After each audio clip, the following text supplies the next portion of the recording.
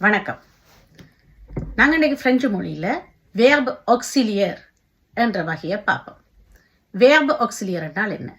முதல்ல வேர்ப் என்று சொன்னால் வினைச்சொல், ஆக்சிலியர் என்று சொன்னால் துணை வினைச்சொல் என்று சொல்லலாம், அல்லது முக்கிய வினைச்சொற்கள் என்றும் பொருள் கொள்ளலாம். ஆங்கில மொழி தெரிந்தவர்களுக்கு இது ஒரு விளக்கமாக தருகிறேன்.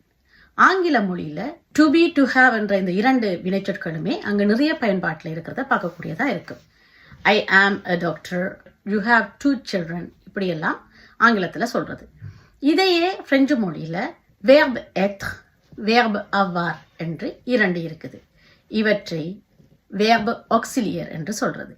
எத்ர், அவார் என்ற இரண்டு வேர்பையும் வேர்ப் ஆக்சிலியர் என்று சொல்றது.